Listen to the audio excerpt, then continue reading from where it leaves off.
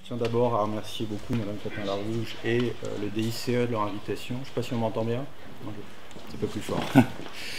J'ai été très content et très honoré de cette invitation à la faculté de droit d'Aix. On a un petit peu discuté du sujet que j'aurais pu aborder. Et effectivement, plutôt que de parler de mon dernier livre, qui est un livre d'histoire des idées essentiellement, on est convenu que parler d'un petit peu de théorie constitutionnelle pouvait être une chose intéressante. Je vais évoquer des questions assez austères.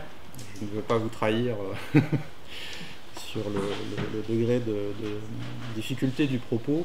Un peu austère parce que c'est de la théorie du droit.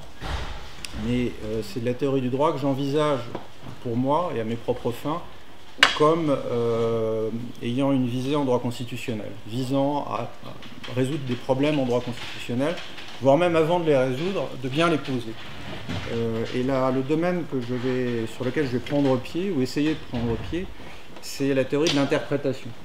Alors j'avais adressé à Mme Cotin-Larouge un petit texte que j'avais mis sur SSRN, qui est un texte de quasiment pure théorie constitutionnelle, qui s'appelle toujours « L'interprète est toujours en mauvaise posture ».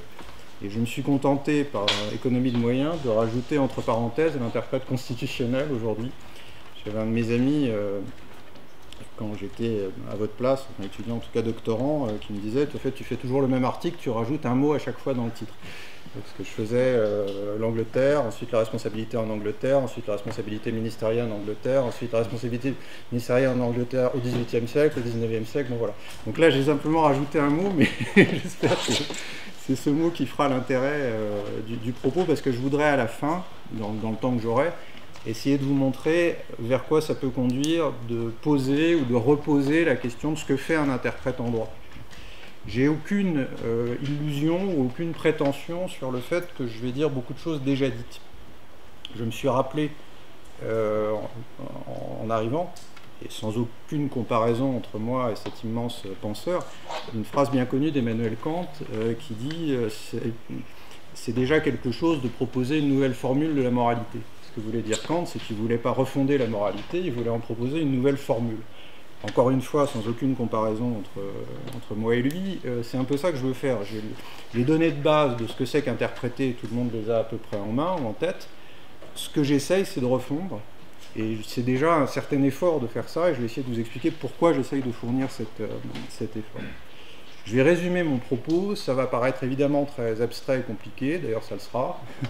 Je vais ensuite essayer de développer.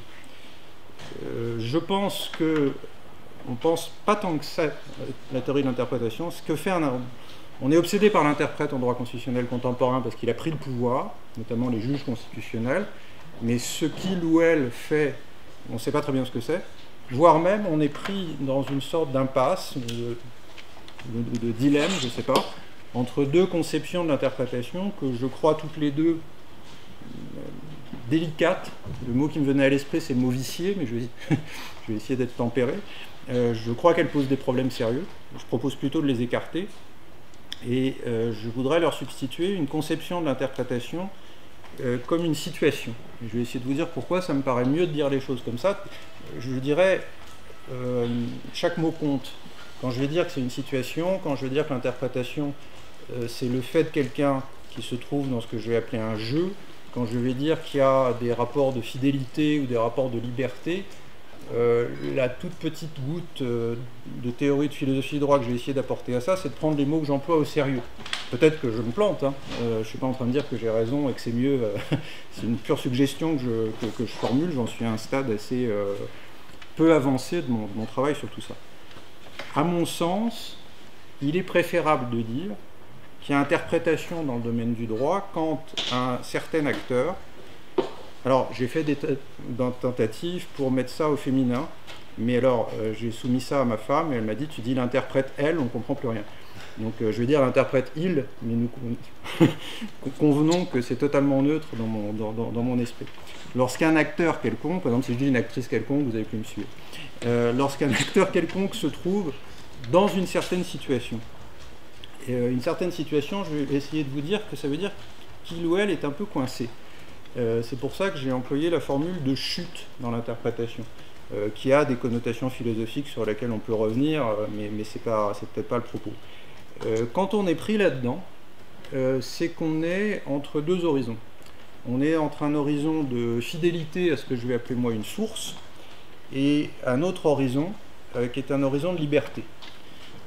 En résumé, je vais essayer de développer ça tout de suite, mais en résumé, si j'étais dans la totale réplication d'une source juridique, je suis un juge, on me donne tel article du Code civil, et je me contente, imaginons que ce soit possible, Gilles Deleuze vous dirait c'est absolument impossible de faire ça, mais imaginons que j'arrive à répliquer purement et simplement l'énoncé qui est dans la loi. Moi, je vais vous dire, c'est super, bravo, déjà. Et deuxièmement, vous n'êtes plus un interprète. Il y a quelque chose que vous êtes, mais ce n'est pas de l'interprétation. Et à mon avis, en plus, c'est impossible. Deuxième position, où on déchire la source, on dit qu'elle ne contient rien, ou que son contenu n'est pas déterminant, ne détermine rien, ce que disent certains auteurs, et que l'interprète est totalement libre. Il y a 100% d'indétermination de la règle. Je lis, je ne sais pas moi, l'article 38 de la Constitution, il y a le mot programme. Je suis l'interprète, je fais vraiment ce qui me plaît. À ce moment-là, je suis dans la totale liberté, et là encore, on n'est plus dans l'interprétation. Donc c'est pas très amusant de dire ça, parce que je suis en train de vous dire que c'est des horizons. Et le mot, j'ai un petit peu réfléchi, je me suis dit que ça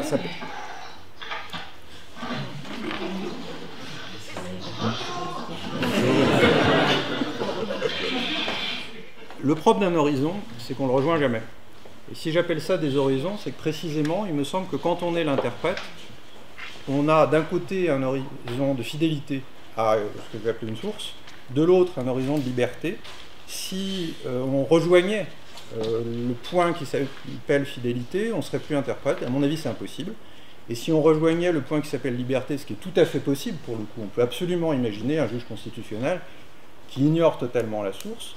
À ce moment-là, c'est plus de l'interprétation. Voilà à peu près ce que je vais dire en très résumé. Vous voyez que je vais dire ça avec mes mots à moi qui sont compliqués. Quand on ne fait pas de théorie du droit, on s'y perd facilement. Mais en réalité, ça n'a rien de spécialement compliqué. Il s'agit simplement, à mon sens, de poser les choses assez humblement, assez modestement. Un de mes amis à qui je faisais lire mon texte m'a dit « mais c'est un exercice de déflation du problème de l'interprétation, ça me convient, je vais le garder. » Mais c'est déjà ça d'essayer de mieux dire les choses. Évidemment, j'ai dit, une théorie qui prétend être une théorie de l'interprétation juridique doit satisfaire un minimum d'exigences qui sont très bien résumées par un exemple archi connu qu'on trouve dans tous les manuels, enfin dans beaucoup de manuels de théorie du droit. Je suis pianiste, mon programme de mon concert de ce soir, c'est de jouer une sonate de Beethoven, celle que vous voulez. Je me mets à mon piano, à mon clavier, je m'assieds et je vous joue du maître Gims. Est-ce que j'interprète? Est-ce que ce que je fais, c'est une interprétation d'une sonate de Beethoven? C'est pas clair, nous sommes d'accord. Vous allez probablement vous dire, il s'est fichu de nous, on a acheté notre billet, on voulait écouter du Beethoven, ça n'en est pas. Mais néanmoins, sachez qu'en linguistique ou en sciences humaines, il y a des gens qui vont considérer que rien ne permet de dire que ce n'est pas de l'interprétation. Bien, je trouve quand même qu'on est allé trop loin dans cette direction-là. Et je vais résumer les choses par, comment dirais-je, deux écoles auxquelles j'arrive pas à me rallier, dont je reconnais l'intérêt et l'utilité, mais auxquelles j'arrive pas à me rallier, et c'est des écoles de droit public, vous allez probablement voir de quoi je veux parler. Quand René Chaput, dans les années 60, essaye de résoudre le problème de la soumission des règlements autonomes à la légalité, entre de gros guillemets, René Chaput dit en résumé, quand est-ce qu'il y a interprétation? Il y a interprétation quand il y a une loi, le juge de la légalité interprète la loi, et dit-il, quand il interprète la loi, il ne prend aucune part à l'expression de la norme, il se contente de la répliquer, il est la bouche de la loi, il est dans la pure prise de connaissance, dit-il, c'est-à-dire que le juge prend connaissance de la règle et se contente de la communiquer. Vous retrouvez la citation exacte, mais c'est à peu près ça que dit René Chaput dans des articles classiques et célèbres. Évidemment, les membres du Conseil d'État sont enchantés d'entendre un pareil propos. C'est une théorie de l'interprétation. Ça consiste à dire l'interprète, c'est du copier-coller. L'interprète se contente de répliquer. Très bien. Deuxième théorie, plus à la mode, en tout cas plus à la mode quand moi j'étais étudiant, c'est ce qu'on appelle la théorie réaliste de l'interprétation. Et pour ne pas le citer, c'est Michel Tropper, et c'est ce qu'on appelle parfois l'école de Nanterre. Le texte n'a aucun effet de détermination. La source juridique ne détermine rien de ce que fait l'interprète. On peut démontrer que l'interprète fixe la propre majeure de son syllogisme jurisprudentiel, juridictionnel. Il détermine à partir de cette majeure une mineure sur laquelle il a également beaucoup de liberté, donc liberté totale de l'interprète. L'interprétation est un exercice de liberté, il y a 0% pour employer le vocabulaire technique, 0% de détermination par l'énoncé de départ. Ça marche admirablement, et plusieurs générations de gens en théorie du droit ont été très très contents de lire ça, parce que ça simplifiait le problème, ça expliquait plein de choses, ça expliquait l'énorme marge de liberté, par exemple, de notre juge constitutionnel en France. Mon propos n'est pas d'être exagérément critique, mais je pense, pour dire les choses simplement, que si on voit les choses à la façon de René Chaput, c'est très peu défendable, parce que c'est une situation impossible. Je ne peux pas concevoir une situation dans laquelle un juge serait dans une situation de totale dépendance par rapport à un énoncé d'un texte, et j'essaierai de vous dire après un petit peu pourquoi. Et d'ailleurs, s'il y a vraiment un juge pour lequel cette explication-là des choses, à mon avis, marche très mal, c'est le Conseil d'État, duquel vous avez appris depuis la première ou la deuxième année de droit que c'est sa jurisprudence qui a créé le droit administratif. Et puis de l'autre côté, la position de la théorie réaliste de l'interprétation, elle est peut-être réaliste, mais c'est plus de l'interprétation. C'est peut-être réaliste de dire ça. Si on travaille sur les États-Unis, ou si on travaille sur la Cour de justice de l'Union européenne, ou sur le Conseil constitutionnel, on peut peut-être se dire, en faisant du travail empirique, voilà ce qu'ils font vraiment. En réalité, ils sont totalement libres, ils déterminent comme ils veulent la majeure de leur syllogisme juridictionnel. La source, ils n'en ont pas grand-chose à faire. Très bien. Mais dans ce cas-là, moi, ma proposition au sens mon affirmation, c'est que ça n'est plus de l'interprétation, que le concept d'interprétation n'est plus applicable à ce procédé-là et à cette action-là. Appelez ça comme vous voulez, c'est plus de l'interprétation. Parce qu'en résumé, je reprends mon exemple du pianiste, on s'attend tous, je pense qu'on fera un sondage dans cette salle, qu'est-ce que c'est que pour vous qu'interpréter? On s'attend tous à ce qu'il y ait un truc de départ qui est un peu contraignant. Je vais jouer la 3e sonate de Beethoven, ou voilà, je vais interpréter telle pièce musicale, et on s'attend à ce que je fasse quelque chose qui est une sorte de lien. Je ne sais pas lequel de lien, mais une sorte imaginable de lien avec, en droit on va dire avec l'énoncé interprété, en gros avec la source. Si tout lien est rompu, c'est peut-être le propre de l'activité juridictionnelle. Moi, je ne pense pas.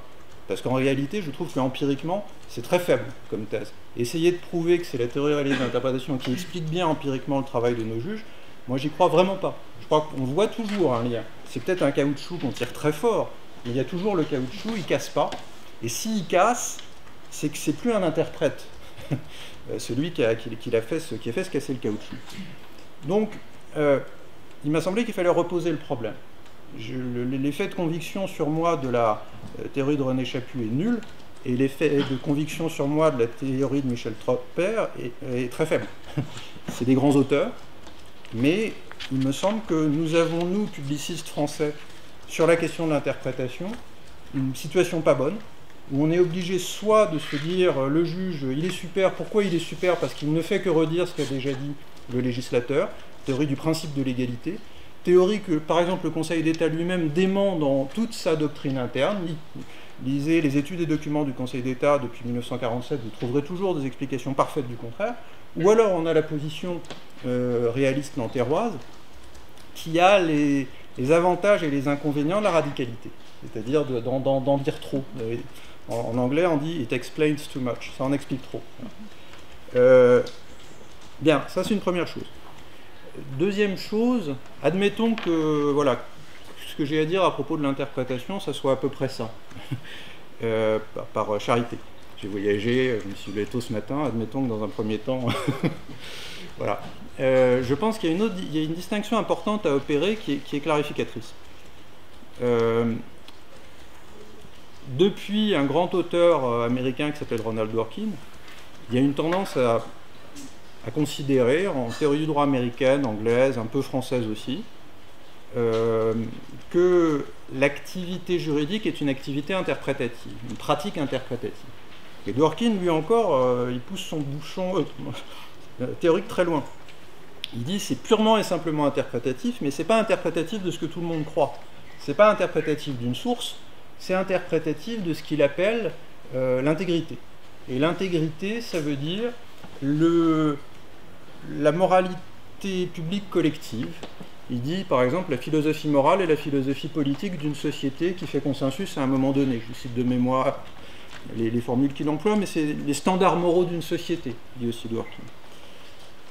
Bien, ça explique pas mal des choses qu'a fait la Cour suprême des États-Unis dans les années 60, 70, un petit peu moins maintenant. Des grands revirements de jurisprudence. Par exemple, on interprétait le 14e amendement et la clause de due process dans un sens qui autorisait la ségrégation scolaire. Et puis un jour intervient la décision Brown, versus Board of Education en 1954, qui déclare inconstitutionnelle la ségrégation scolaire, sur la base du même amendement, sur la base de la même disposition constitutionnelle. Et les conservateurs américains sont très critiques, mais Dworkin, qui n'est pas un conservateur, qui est plutôt un libéral au sens américain, va dire non, c'est exactement ça qu'il fallait faire. Pourquoi ? Parce qu'il faut regarder par-delà la Constitution américaine, les standards moraux de la société, la philosophie politique et la philosophie morale qui fait partie de la Constitution américaine, c'est pas extra-juridique pour lui. Et partant de là, c'était une conclusion interprétative légitime de procéder comme ça. Je pense qu'il y a quelque chose de vrai là-dedans. Mais ce quelque chose de vrai là-dedans, j'aurais tendance à vouloir le placer dans sa juste case de l'échiquier théorique. Je pense qu'en réalité, on comprend mieux les choses si on se dit qu'il y a deux strates interprétatives. L'activité interprétative d'un juge, par exemple notre juge constitutionnel, elle se fait peut-être pas en deux temps, mais il faut se représenter qu'il y a deux choses assez distinctes qui sont à l'œuvre. Une première chose, c'est le regard sur la source. Je voudrais qu'on me présente un juge, enfin il y a des cas où il n'y a pas de source, c'est les cas difficiles dworkiniens, mais dans l'ensemble, il y a un effort sérieux, légitime, enfin de légitimation, empiriquement pas tellement discutable des juges constitutionnels, de se rattacher à ce qu'ils peuvent en matière de source. C'est le textualisme américain, c'est l'originalisme américain, c'est ce qu'on appelle parfois la doctrine Gödel au Conseil constitutionnel, c'est-à-dire l'effort maximal pour se référer à une source qui nous a donné notre bien-aimé bloc de constitutionnalité. Les juges ne mentent pas quand ils font ça, ils ne sont pas de mauvaise foi, c'est leur part de bonne foi de faire ça. La théorie réaliste de l'interprétation a un petit peu tendance à jeter par-dessus bord cet aspect-là des choses. Mais ils font aussi, et parfois en même temps, c'est ça le problème, c'est que parfois c'est un cocktail, parfois c'est dans le shaker que la chose se produit. Ils ont tendance à ajouter une autre strate, qui est la strate interprétative dworkinienne. Alors j'ai cherché un mot pour différencier, vous savez qu'on dit parfois herméneutique pour interprétation, je me suis dit ça peut être un bon mot, mais c'est vraiment un mot que j'emploie comme dit souvent Michel Tropper, justement stipulatif, c'est-à-dire que j'utilise un sens que je mets moi dans un mot que plein d'autres gens emploient. Mais je trouve quand même qu'il y a une strate, disons, sémantique, on a un rapport à la source. Parfois, le rapport à la... Comme il n'y a pas de source, on est obligé de passer directement à la case d'après de l'échiquier. Ça, c'est Chaput dans les années 60. Il n'y a pas de loi. On a des règlements autonomes, on a des ordonnances de l'article 38. Il n'y a pas d'écran législatif. Il faut sauter à la Constitution. Donc là, Chaput dit on ne peut pas interpréter. Moi, je pense qu'on peut interpréter, mais on interprète l'étage au-dessus de la hiérarchie des normes. Ou alors, il y a un principe constitutionnel ou un standard constitutionnel, mais il est tellement vague, tellement indéterminé qu'on est obligé d'aller trouver quel est son contenu. Due process of law, bonne foi, des formules de ce type-là, on en a tous en tête quand on fait du droit. Qu'est-ce qu'on fait quand on fait ça ? On agit assez selon la logique dworkinienne. On essaye de se demander ce que ça peut signifier et qu'il soit acceptable par tous. Je donne un exemple qui à mon avis est constitutionnel, mais dans les ordonnances Dieudonné du Conseil d'État de 2014, la référence à la dignité de la personne humaine, notamment dans la première des ordonnances de référé liberté qui avait été rédigée, je crois, par le président Bernard Stiern. Pourquoi la dignité de la personne humaine dans cette affaire-là, qui à mon avis était... passons sur mon avis. J'allais commencer à être critique. Vous pouvez, hein. Oui, je sais, mais pas trop. Comme sinon. Je fais ça à la maison, sinon. il y a un but qui est de dire à tout le monde, regardez ce que je vais faire, on est tous d'accord que la dignité c'est important. Je vais prendre une décision qui va poser problème, je vais interdire une réunion publique. J'aurais pu prendre quelque chose de moins problématique qui était d'appliquer l'arrêt Benjamin. J'aurais simplement mis plus de police autour de la salle où M. Dieudonné fait son spectacle. Maintenant, j'ai décidé d'interdire massivement. Comment je peux illustrer cette interdiction massive par quelque chose que tout le monde accepte, qui fait consensus? Qu'on me montre, à part vraiment des gens très extrémistes politiquement, des gens qui ne veulent pas de la dignité de la personne humaine. C'est ce que, encore une fois, Emmanuel Kant appelait universaliser. Une tentative d'universaliser par le juge, il cherche quelque chose que tout le monde va accepter. Bah ça, c'est du dworkin où je ne m'y reconnais pas, grosso modo. Simplement, il y a des cas où il n'y a pas de strate sémantique de l'interprétation, parce que soit il n'y a pas de source, soit il faut fabriquer une source, ce qui est possible, hein, les juges fabriquent des sources à longueur de temps. Le principe fondamental reconnu par les lois de la République, c'est la fabrication de sources, avec un petit label constitutionnel, avec des lois des républiques précédentes. Bon, enfin, il demeure que c'est de ça qu'il s'agit. Parfois, c'est même pas de la fabrication de sources, c'est la fabrication d'un PFR dont on ne dit même pas ce qu'il est. Les principes applicables au droit pénal des mineurs. Surtout pas, on va la censurer, votre loi, mais on va surtout pas vous dire sur quoi on va la censurer. On va vous dire que c'est constitutionnel. Et puis, parfois, le juge fait des mélanges, c'est-à-dire qu'on a l'impression qu'il interprète sémantiquement une disposition, et en réalité, il injecte son consensus dworkinien, son universalisation kantienne. Vous avez la théorie que vous voulez pour comprendre ce qui se passe là. Bien.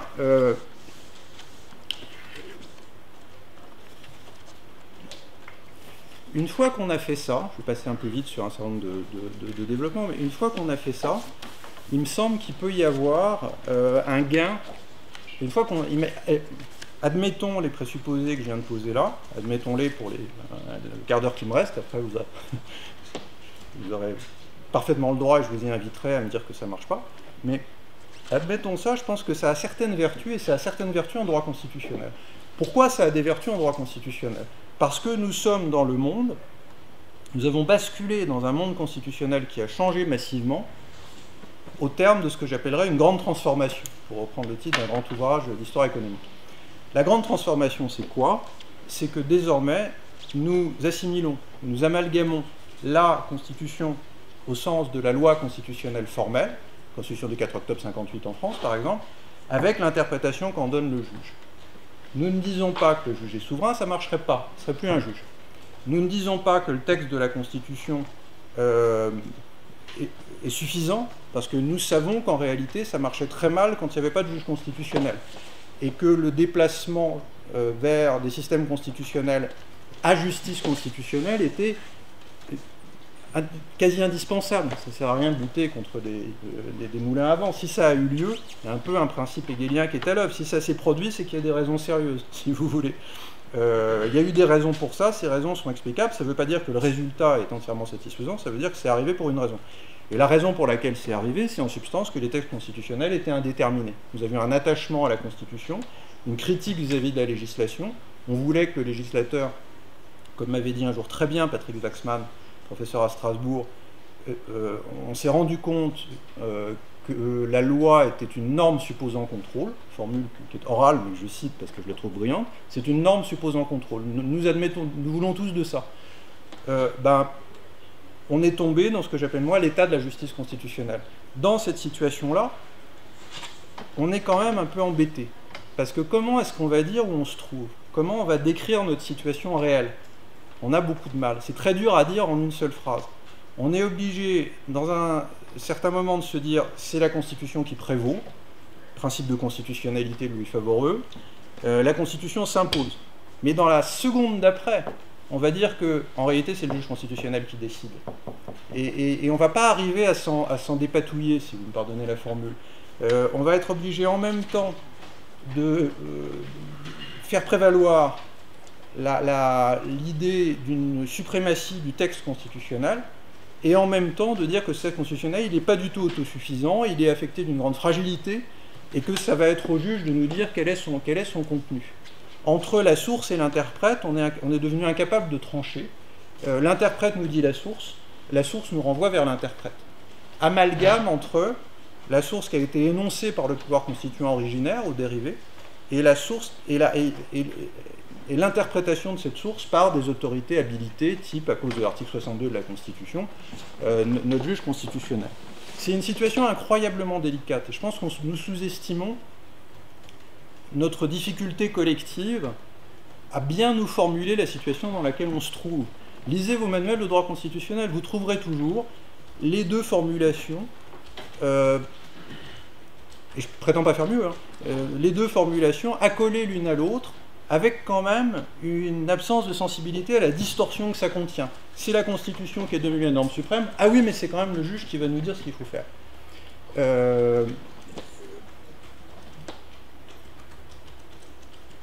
Je pense que ça pose problème. Ça pose problème intellectuellement, ça pose problème juridiquement et ça pose problème politiquement. Mais si on regarde la théorie de l'interprétation, si on essaye de demander à cette théorie de l'interprétation de nous clarifier un petit peu où est-ce qu'on en est, je pense qu'elle peut nous aider. Et que si on n'en attend pas trop d'elle, elle clarifiera, elle permettra au moins qu'on se dise à nous-mêmes, sans trop se raconter d'histoire, exactement où on se trouve dans l'histoire du constitutionnalisme. On n'est plus dans la période des révolutions du XVIIIe siècle, où il y avait une foi quasi totale dans le texte de la Constitution. On n'est plus dans la période de la Troisième République, où on avait en gros mis de côté la Constitution écrite et qu'il y avait une grande foi dans l'autorité de la loi. On est dans une phase ultérieure, issue de ce que j'ai appelé cette grande transformation, où il n'y a plus, grosso modo, d'accès à la Constitution qu'à travers l'interprétation qui en est donnée par le juge. Je ne pense pas qu'on puisse dire comme Chaput, ou comme un professeur de droit constitutionnel qui déciderait d'être au droit constitutionnel ce que Chaput était au droit administratif, le juge est la bouche de la Constitution. Ça ne marche tellement pas que ça, à mon avis, pas besoin d'être démontré. Moi, je veux bien vous le démontrer si vous voulez, mais ça, vraiment, ça me paraît pas difficile. On ne peut pas dire non plus, à mon avis, comme la théorie réaliste de l'interprétation, le juge fait ce qui lui plaît, parce que c'est pas non plus empiriquement valable. Ça me paraît très difficile à soutenir. Et même si c'était prouvable, ce ne serait pas d'interprétation. Il faudrait appeler ça la théorie réaliste de la, je sais pas moi, de la formulation du droit par le juge, l'effacement de la Constitution ou de la loi. C'est pour ça que moi j'ai proposé de dire les choses en termes de chute dans l'interprétation ou de situation interprétative. Qu'est-ce que c'est qu'une situation? C'est quelque chose dans lequel on est situé, on est toujours placé dans une situation, on se trouve déjà impliqué. Et le terme de jeu qui est employé sérieusement, c'est pas pour rire, le terme de jeu qui est employé en sciences humaines ou en psychanalyse, ça consiste à dire pourquoi est-ce qu'on est dans un jeu?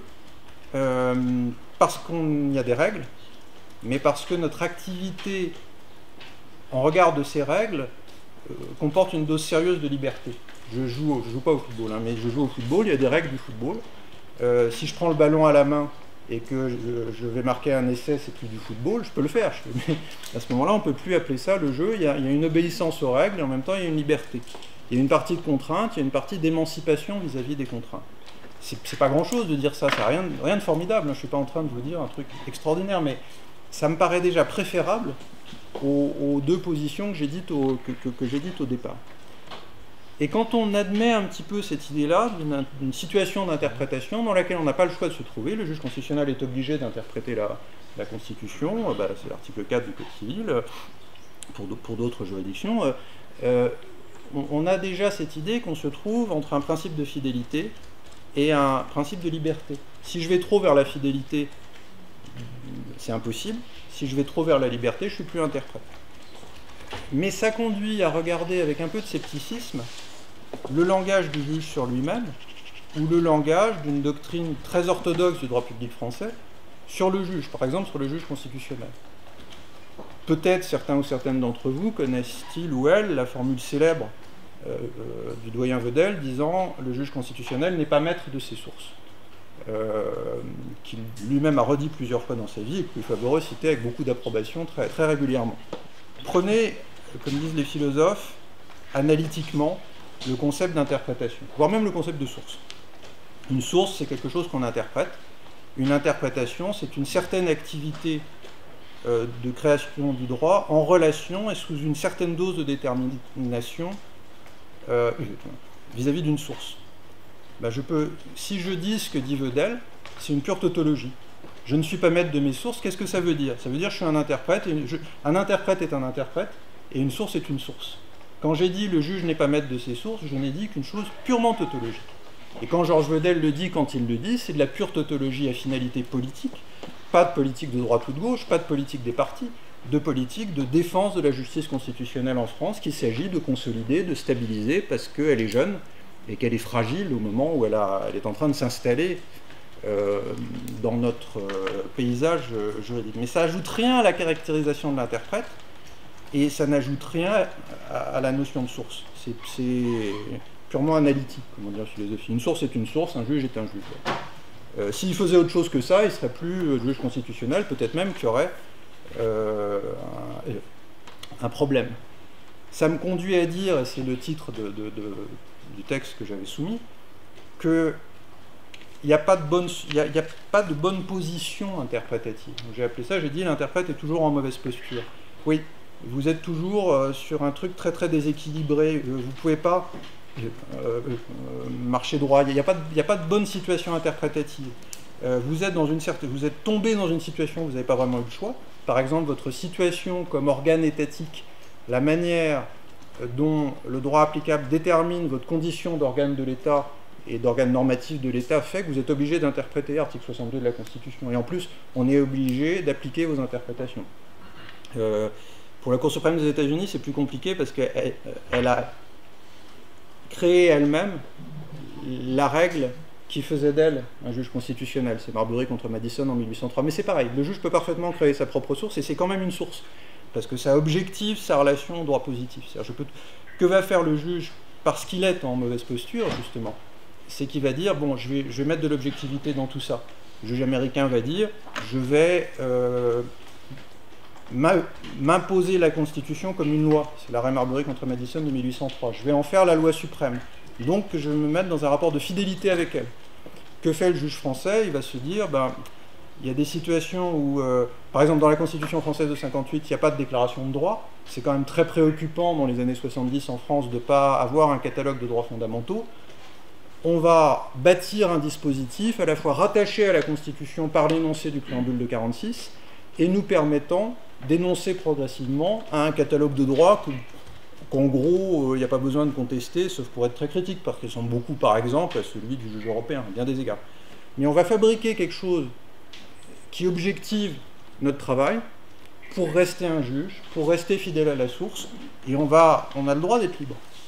C'est pas un abus de liberté pour le juge d'être libre quand il crée du droit, du moment qu'il est capable de montrer, il y a 1000 manières de le montrer, qu'il est quand même fidèle. Donc l'interprète est toujours en mauvaise posture. Le problème que je mets simplement justement à l'horizon de mon propos, c'est est-ce qu'il n'y aurait pas des moments d'imposture?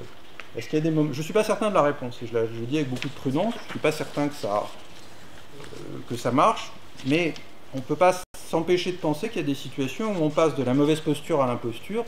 Par exemple, quand on va au-delà de l'horizon de liberté que j'ai décrit tout à l'heure. J'ai le principe de liberté qui est là. Et une chose sur laquelle je voudrais insister pour qu'il n'y ait peut-être pas d'ambiguïté dans mon propos, c'est que je pense, si je dis principe de liberté interprétative, je veux dire que c'est juridique. Je suis pas en train de dire quand le juge est libre, c'est plus du droit. Ou alors j'aime pas tellement, même s'il est très respectable intellectuellement, le vocabulaire de la concrétisation chez Kelsen ou chez un auteur allemand très important comme Friedrich Müller. Le vocabulaire de la concrétisation me dérange un peu, on pourra en reparler. Mais en résumé, la liberté interprétative du juge, ça reste du droit. C'est pas extra-juridique, en tout cas dans mon esprit. Mais le juge va être en mauvaise posture. Il va être en mauvaise posture parce que ne peut pas être entièrement soumis à la règle. Fidélité, réfléchissons 2 secondes, j'aime bien le raisonnement conceptuel. Essayons d'analyser le sens des mots. Je suis fidèle à quelque chose. Est-ce que ça veut dire que je suis un esclave qui n'a aucune liberté de mouvement? Non. Est-ce que ça veut dire que je suis un robot ou un ordinateur qui est programmé, qui obéit à une programmation? Non, on dit pas fidèle. Il n'y a pas de fidélité de l'ordinateur au code source ou à l'algorithme qu'il est en train d'appliquer. Il y a application pure et simple. Quand on dit je suis fidèle, ça veut dire que je reste libre. La fidélité conjugale, elle suppose la liberté. Sinon, il n'y aurait même pas besoin de le dire. Inversement, la liberté conjugale, elle suppose la fidélité. La fidélité, je serais un philosophe, je dirais, analytiquement, le concept de fidélité porte en lui le concept de liberté. Analytiquement, ça veut dire en décortiquant le concept. Et analytiquement, le concept de liberté est impliqué dans le concept de fidélité. Et si vous creusez un petit peu les droits positifs des démocraties qui ressemblent aux nôtres, vous allez retrouver cette terminologie de la fidélité absolument partout. On a qualifié la tradition constitutionnelle américaine de tradition, je cite, de pratique de fidélité. L'idée de fidélité, elle est dans toute la jurisprudence de la Cour suprême. Je veux dire par là, vous allez dans Westlaw, vous tapez fidelity, vous allez trouver des centaines, voire des milliers de clics et de réponses. En droit britannique aussi. Comment est-ce que les juges britanniques, on en a vu une illustration très frappante hier, caractérisent leur relation au droit positif? Ils disent « nous sommes fidèles à la loi parlementaire ». Nous appliquons la loi parlementaire dans une relation de fidélité. Après ça, ils en font beaucoup de choses de la loi parlementaire. Il y avait une décision il y a quelques années où, pour des fins spécifiques au droit pénal britannique, le juge avait décidé que dans une loi sur, en gros, les PPP anglais, la construction de prisons avec des partenaires privés britanniques, dans telle loi du Parlement britannique, le mot prison renvoyait exclusivement aux prisons à propriétaires privés. Fallait être sacrément confiant dans le sens des mots pour dire ça, et voilà. Enfin, l'idée, c'est un rapport. La souveraineté du Parlement britannique, c'est un juge au XIXe siècle, après 500 ans où on l'a fait sans le dire, qui a dit « Que sommes-nous, nous les juges ? Nous observons, we obey the law of parliament. Nous obéissons à la loi parlementaire. » C'est absolument génial de dire ça. Ça veut dire je viens vous voir, vous, loi parlementaire, je m'agenouille et je me soumets. Et ça, c'est très très intéressant. C'est le rapport maître-esclave chez Hegel. C'est celui dont on croit qu'il est l'esclave qui devient le maître. Le juge, en disant je vous suis soumis, je vous respecte, je respecte la loi du Parlement, devient le vrai maître. Parce qu'il s'est posé lui-même en organe d'obéissance. Il a posé lui-même sa propre obéissance. C'est ça la constitution de Common Law, c'est que le juge a dit c'est moi qui vais décider d'obéir. Et donc il est le maître de la formulation de sa soumission à la loi parlementaire. Allez me dire qui est le patron et qui est le subordonné dans une affaire comme celle-là. Non, il y a une relation totalement symbiotique. Et en France aussi, en France, ce rapport de fidélité existe. Le président Odan, dans son fameux traité de contentieux administratif, avait dit, le Conseil d'État, je cite, a dégagé une méthode générale d'interprétation des textes. Il y est fidèle. Donc le mot de fidélité, je ne l'invente pas, il est partout en droit positif. Sur la liberté, je pense que je n'ai pas besoin de vous démontrer combien elle fait partie de notre paysage interprété. Je vais un peu vite et j'en arrive à, disons, les conclusions, enfin pas les conclusions, mais le dernier point que je voudrais aborder avant d'en terminer, qui est qu'est-ce qu'on fait de ça en droit constitutionnel? Qu'est-ce qu'on fait de ça quand on lit des décisions des juridictions constitutionnelles? Et j'avoue que j'étendrai ça parce que moi j'ai du mal à distinguer les décisions de la CJUE, les décisions de la CEDH, les décisions désormais en droit transnational, les juridictions de l'OMC. Il y a beaucoup de choses auxquelles ça s'applique parce que je pense que désormais le droit constitutionnel matériel c'est incroyablement élargi et que c'est plus seulement nos juges constitutionnels. C'est intéressant de se dire le juge est en mauvaise posture. C'est intéressant de se dire déjà, contrairement à ce que prétend la théorie réaliste de l'interprétation, il est légitime de porter un regard d'évaluation sur l'interprétation effectuée. Ce que va dire Michel Tropper ou Véronique Champaillet-Desplats ou les professeurs de Nanterre, en gros, c'est l'interprétation ne se prête pas à évaluation. Pourquoi? Si je suis totalement libre à 100%, vous ne pouvez pas me dire que j'ai mal fait.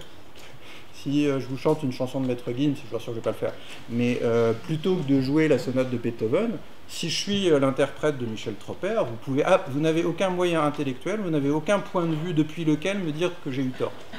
Aucun. Il a voulu supprimer le point de vue de surplomb, parce que ça lui paraissait en gros juste naturaliste. Si on admet que cette idée de la mauvaise posture, et cette idée de la situation interprétative qui est prise entre un horizon de fidélité et un horizon de liberté. Encore une fois, c'est quasi trivial, ce que je dis. J'ai vraiment pas l'impression d'inventer quoi que ce soit. J'ai repris des pièces du Lego des théoriciens d'interprétation, je les ai remises un tout petit peu dans une place rien de spécialement original, ça n'y prétend pas. Mais si on se dit ça, je pense que ça assainit le rapport que nous pouvons avoir à notre jurisprudence constitutionnelle. Je vais prendre des exemples américains, peut-être un exemple français. Parce que le droit américain, il y a un mérite, c'est qu'il y a de la jurisprudence constitutionnelle depuis plus longtemps que nous, et qu'il y a eu des grands problèmes, comme on dit aujourd'hui, sociétaux, qui se sont posés devant la Cour suprême, alors qu'en France, ça a été moins évident. Il était considéré par la Cour suprême américaine que le 14e amendement, notamment la clause de due process, ne prohibait pas la ségrégation scolaire. Il y avait égalité, traitement égal des citoyens, mais il y avait ce qu'on appelait des droits sociaux, et par exemple, si les Blancs voulaient être séparés des Noirs, disait la Cour suprême, c'était un droit social, ça ne portait pas atteinte au droit constitutionnel des Noirs, donc la ségrégation scolaire, c'était le principe séparés mais égaux. Bon, ça marche comme ça peut, on voit évidemment les inconvénients de tout ça, et puis dans les années 50, la critique de cette position-là, les problèmes sociaux que ça impliquait, les crises dans la vie sociale américaine devenaient telles que, pour des raisons très compliquées, la Cour suprême décide de renverser sa jurisprudence et d'adopter cette décision Brown de 1954. Je connais personne qui défend Plessy versus Ferguson. Je n'ai jamais rencontré, pourtant Dieu sait que je connais des Américains de droite, mais là, vraiment, j'en connais aucun qui me dit c'était super la ségrégation. Mais soyons honnêtes avec nous-mêmes. Nous, on a le point de vue qui nous permet de nous représenter qu'il y avait un problème avec cette décision. Moi le premier. Mais allons lire les deux décisions, Plessy contre Ferguson et ensuite Brown. Ma prétention, qui n'est nullement politique, surtout pas morale, c'est que l'une n'est pas une meilleure interprétation du 14e amendement que l'autre. Et qu'en vérité, j'irais même jusqu'à dire, et je vous supplie de me croire quand je vous dis que ce n'est pas un propos politique, je pense qu'en fait, Plessy était une meilleure interprétation de la Constitution. C'était horrible moralement, c'était inacceptable socialement, c'était une violation de notre conception à nous des droits fondamentaux, très bien, dont acte, absolument aucun problème de ce point de vue-là. Mais en réalité, il y a quelque chose qui fait qu'une lecture originaliste dure du 14e amendement était probablement plus fidèle au texte. La preuve, c'est que si on lit Brown dans ce Board of Education, comment ils s'en sortent, les juges de la Cour suprême, pour renverser cette jurisprudence? Par des arguments sociologiques. En disant, il y a un effet, il est prouvé par des articles, et puis ils vont citer en note de bas de page des articles de sciences sociales, il est prouvé par la science sociale contemporaine qu'il y a un effet négatif sur les enfants noirs de la ségrégation scolaire. Bien sûr, la science sociale l'a démontré, les Américains sont assez empiristes, mais ça sautait aux yeux. Ça ne sautait pas aux yeux des gens en 1896 aux États-Unis parce qu'ils se voilaient la face. Comme avait dit Raymond Aron un jour, que doit faire un intellectuel? Il doit dire ce qu'il voit. Mais avant de dire ce qu'il voit, il faut voir ce que l'on voit. Les Américains de 1896, nous les Américains blancs de l'élite, ne voyaient pas ce qu'ils voyaient quand ils voyaient la ségrégation. Ça leur paraissait mieux. Ils avaient même l'impression que les Noirs la demandaient. Bon.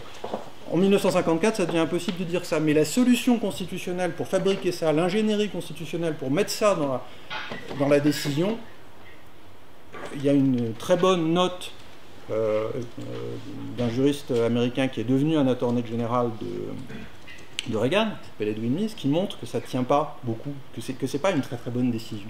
C'est une très bonne décision moralement, mais le problème c'est que quand le juge se met à faire de la morale, il fragilise le droit, et qu'on n'est pas sorti de ce problème-là. Une très bonne illustration, c'est l'avortement Roe versus Wade, 1973. Décision qu'il est... Alors ça, sur l'avortement, maintenant, nos sociétés connaissent des tensions. Aux États-Unis, encore plus que chez nous, je pense qu'en réalité, l'élection du juge Kavanaugh à la Cour suprême, c'est pour renverser Roe versus Wade. Roe versus Wade, l'effet, c'est de constitutionnaliser l'avortement aux États-Unis. Je simplifie énormément. Alors comment on va faire? Est-ce que par hasard, Jefferson, père fondateur de la République américaine, voulait de l'avortement? C'est difficilement plaidable. Vous pouvez faire venir Dupond-Moretti, il y arrivera peut-être, mais sinon, c'est pas évident. Qu'est-ce qu'on va faire? On va dire il y a sous-jacent dans la Constitution américaine un principe qui est le principe de privacy, de droit à la vie privée. ce principe, c'est du Dworkin pur. C'est-à-dire, si nous interprétons non pas le texte sémantiquement, mais l'esprit de la Constitution, c'est comme les standards du Conseil constitutionnel, l'esprit de la Constitution, cette philosophie morale et politique de la Constitution, du droit, on n'est pas dans l'extra-juridique. On peut en dégager un principe du droit à la vie privée. Bien, c'est une solution. Et encore une fois, je ne porte aucun jugement moral, sociétal. Là, vraiment, c'est purement une analyse juridique que j'essaye de faire. C'est plus fragile que ce qu'il y avait avant. J'exagère un peu. Je parle devant un public, c'est oral, je ne l'écrirai pas comme ça. Mais résumons. La preuve que ce que je dis là est exact. C'est qu'assez plausiblement, dans quelques mois, dans quelques années, il y aura un revirement sur Roe versus Wade. Si Trump est réélu, s'il y a un juge de plus à la Cour suprême, etc., enfin, je dis plausiblement, c'est tout à fait possible. Parce que depuis qu'il y a eu Roe versus Wade, des juristes conservateurs américains qui ne sont peut-être pas appréciés en Europe, qui ne sont peut-être pas sympathiques, mais qui sont des bons juristes, démontrent d'une manière raisonnablement défendable qu'il n'y a pas de droit à la privacy dans la Constitution américaine. Et que donc sauter à la strate interprétative, peut-être qu'on pouvait le faire, c'est devenu du droit positif, mais c'était de la mauvaise posture. Oui. Et en réalité, j'aime pas la provocation, ça m'intéresse pas, surtout c'est des sujets extrêmement sensibles comme ceux-là. Vraiment, je vous supplie de ne pas lire comme ça ce que je suis en train de vous dire. Mais je ne pense pas que Plessy était une plus mauvaise interprétation de la Constitution que Brown. Je ne pense pas que Roe versus Wade soit la meilleure décision de la Cour suprême. Je pense qu'en réalité, quand la Cour suprême est intervenue sur ce terrain-là, elle s'est placée dans la zone que j'appelle moi de la pratique herméneutique, sur le rebord de l'excès de liberté. Elle a fait quelque chose qui était légitimable, mais qui va toujours être attaqué. C'est comme l'océan attaque le rocher, et un jour, c'est possible que l'érosion finisse par faire tomber le rocher. Qu'est-ce qu'on peut en dire, nous juristes? Je vais être décevant, j'arrive à 45 minutes, je suis obligé maintenant de conclure. Pas grand-chose. Voilà ce que mon collègue appelait l'effet de déflation. C'est qu'en réalité, si on essaye de tirer quelque chose d'une théorie de l'interprétation en droit constitutionnel, c'est sacrément modeste. C'est exclusivement que nous avons quelqu'un, un juge constitutionnel, qui est tombé dans la situation interprétative. En gros, il n'avait pas le choix, il était obligé de rendre une décision. Non, il y a une composante décisionniste dans toutes ces affaires-là, sur de la théorie du droit. Quand il a chuté dans l'interprétation, il était dans ce dilemme entre l'horizon du principe de fidélité et l'horizon du principe de liberté. Entre ces deux horizons, dont aucun n'est atteignable, sinon ce ne seraient pas des horizons, il n'y a pas de bon positionnement du curseur. Enfin, en tout cas, il n'y en a pas de parfait. Il n'y a pas de right answer. Il peut y avoir des trucs qui paraissent mieux, des trucs qui paraissent moins bien. Et il y a une communauté interprétative qui, en droit constitutionnel, s'étend à nous tous, tout citoyen, voire même tout non-citoyen dans une société démocratique. Un étranger en France a le droit de critiquer la Constitution. Nous avons le droit de porter une appréciation sur est-ce que le curseur a été bien placé ou non. C'est pour ça que nous sommes une communauté interprétative, et c'est pour ça que nous sommes une communauté de citoyens. Qu'est-ce que le droit constitutionnel? C'est un dispositif dans lequel tout le monde a vocation à être un interprète de la Constitution, pas un interprète habilité par le système juridique, pas quelqu'un de l'article 62 de la Constitution, mais quelqu'un qui a quelque chose à dire, et à cause du principe démocratique sous-jacent, ce quelque chose à dire de ce quelqu'un peut être dit dans le forum, démocratique. Voilà, j'ai été extrêmement long. Je m'arrête là en vous remerciant de votre patience et de m'avoir écouté. Merci beaucoup.